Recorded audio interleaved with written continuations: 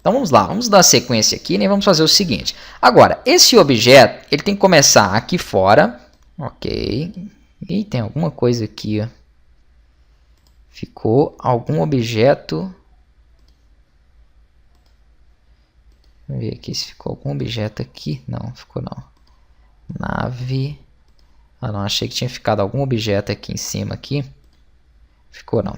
Então, esse objeto aqui, ele tem que começar aqui fora. Beleza. E ele tem que passar todo. Quando ele passar da largura do palco, ele tem que nascer novamente aqui em um valor randômico no eixo Y. O eixo Y é o que trabalha a parte vertical, a altura desse objeto. Então, cada hora ele vai nascer em um lugar diferente. Vamos fazer isso nessa aula aqui. Vamos lá em ações primeiro, né? Lembrando que o nosso palco de trabalho ele tem 550 de largura. Guardem esse valor aí. Vamos fazer aqui uma verificação do seguinte tipo. Vamos colocar aqui, ó, que se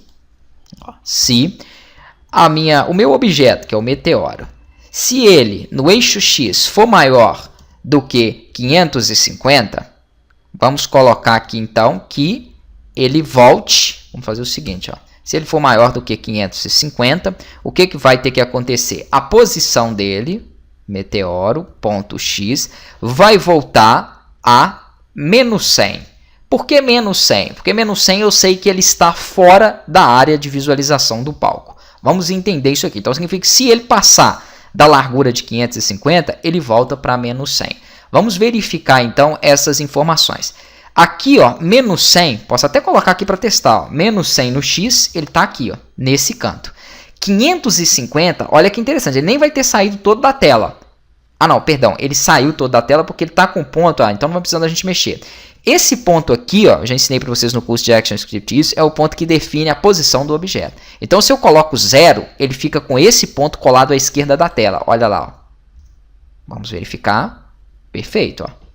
E se eu colocar 550, ele vai ficar exatamente fora. Poderia até colocar 551 aqui. Ó. Perfeito. Então, eu garanto que ele fica totalmente fora ali. Beleza. Menos 100, vocês viram que ele ficou um pouco para cá. Ok. É um tanto bom. Né? Vamos dar um Ctrl Enter para ver o que vai acontecer. Ó. Vai executar, ó, vai passar todo bacana e vai nascer de novo. Ó. Então, ele já está em loop. Só que ele não está randômico, né? Ele sempre está nascendo no mesmo local. Então, vamos fazer ele ficar randômico ali na posição do Y. Vou aqui novamente, ações. Para fazer ele ficar randômico na posição do Y, nós fazemos o seguinte. Eu pego aqui o objeto, ponto .y, e falo que ele vai receber, isso também nós aprendemos no curso de ActionScript, um math.random. Beleza.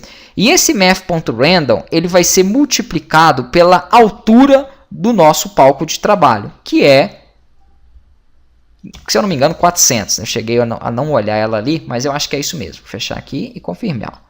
400. Ctrl Enter. Então, ele vai ficar aqui, ó, em valores randômicos a 400 do eixo Y. E chegou um momento aí que ele passou e não apareceu. Ó. Agora apareceu aqui embaixo. Por que isso aconteceu? É possível? É possível. Vamos verificar o porquê que isso aconteceu. Vou colocar ele aqui então a 400. Vamos aqui. Ó. É raro porque ele tem ali de 0 a 400 para fazer isso. Ó. Só que se eu deixo 400, lembre-se da posição que eu falei. Olha aqui. Ó. Esse pontinho é o que vai definir a posição dele. Então, o ideal é eu colocar 400 menos a altura desse objeto. A altura dele é de 39. Ó. Então, se eu colocar 400 menos 39, vamos colocar ali, por exemplo, 360. Ó. Ele vai ficar sempre visível. Então, não vai acontecer de ele sair a posição randômica 400 e ele passar aqui embaixo, como parece que aconteceu lá. Vamos fazer aqui, então, isso. Ó. Eu posso fazer o seguinte. Botão direito, ações... 400 menos 39, que é o tamanho dele. Vamos aqui dar um Ctrl Enter. Ó. Olha, ele já passou lá embaixo certinho. Então, dessa forma, ele nunca vai... Ou aqui em cima também está com problema. Ó. Então, vamos verificar essa questão ali de cima. Aqui em cima ele não pode aparecer desse jeito. Ctrl 2. Ó. Porque ele ficou a 0. Não, então a 0 ele ficaria aqui. Então, a 0 ele ficaria ali. Nós vamos ter que fazer o seguinte aqui.